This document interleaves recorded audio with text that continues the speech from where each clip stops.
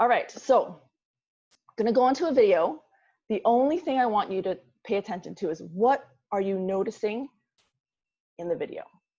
Question. We set up a hidden camera experiment to see if this woman would stand up at the sound of this tone, simply because everyone else is.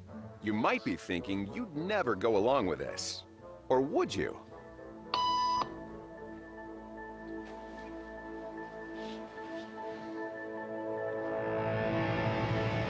After just 3 beeps, and without knowing why she's doing it, this woman is now conforming perfectly to the group.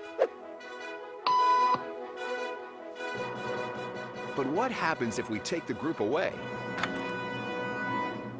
Elaine, please.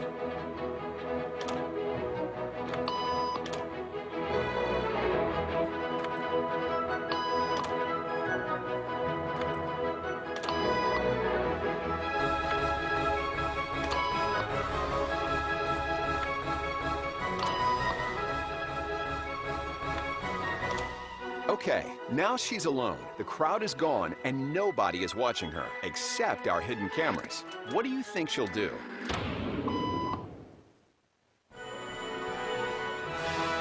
She's now conforming to the rules of the group without them even being there. Now, watch what happens when we introduce another outsider who doesn't know the rules. Have a seat and they'll be out in just a couple minutes. Great, thanks so much.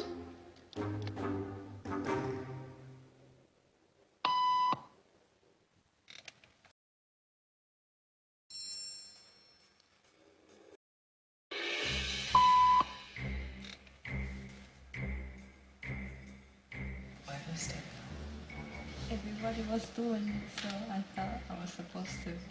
Think she'll teach the new guy what to do?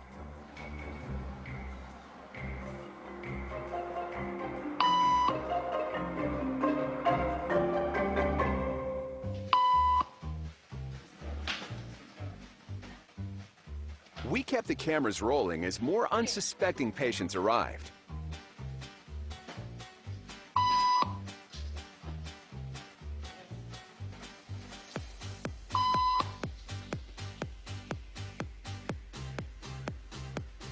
And slowly but surely, what began as a random rule for this woman has now become the social norm for everyone in this waiting room.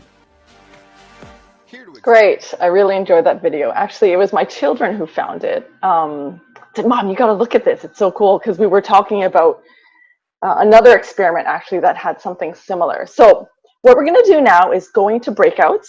There'll be 4 breakouts. And what I want you to just share with each other, what are you noticing about mindsets? One thing I noticed, nobody talked. So instead of asking the question, she was afraid. Questions. There you go. She was probably afraid of sounding dumb or ignorant, informed, instead of asking a question and risking being looking dumb or ignorant. What I noticed was just how strong the impulse to conform and to fit in is, like that really strong instinct. So I felt kind of embarrassed for them, but I can't definitely say that I wouldn't have done the same. I hope I would, but I can't say I confidently I wouldn't have. My curious mind would have been, hey, what's going on here? Let's find out.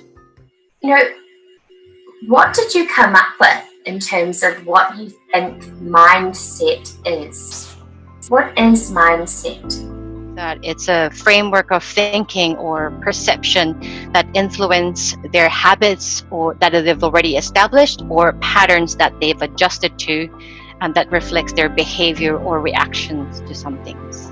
I think there's, on a macro level, there is the inner, which Fiona might have touched on, and then there's the outer. So your mindset can get influenced by outers and distractions and other people's group approach, for instance. So how different situations can change mindset. Can I just also add that I think it's also that all of us in this class are watching that video from our own respective mindsets, then yielded different results. And just for the purpose of today's discussion, you know, we want to look at our mindset as an operating system. So just think then that our mindset actually impacts on the way that we coach. Question, the first thing that came up was around preparation before going into any coaching session, and also knowing, having a real good self-awareness of what may trigger our beliefs and our mindsets, and having that real understanding of ourselves and knowing what those triggers are for us. I kind of echoing what Kathy was saying around mindset. I was thinking about that whole checking our mindset before we go into a coaching session.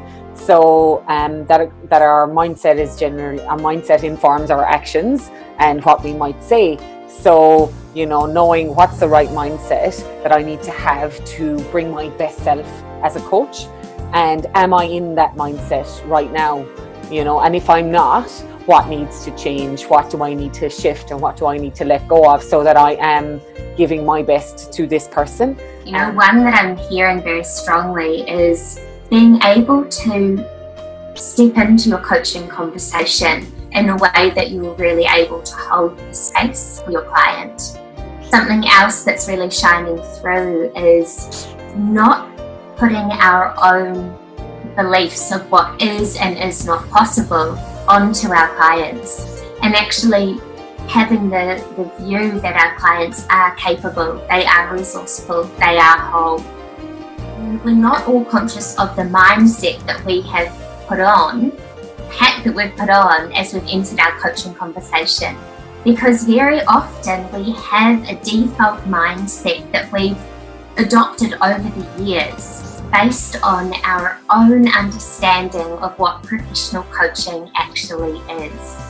And your understanding of professional coaching and the mindset that you adopt as a result will significantly impact on your ability to help your client to get results, to help them to, you know, become self-aware and go through vertical learning. And it will also impact significantly on the dynamics that are being created within that coaching conversation. So in a little while, Joe's actually going to take you through 4 different mindsets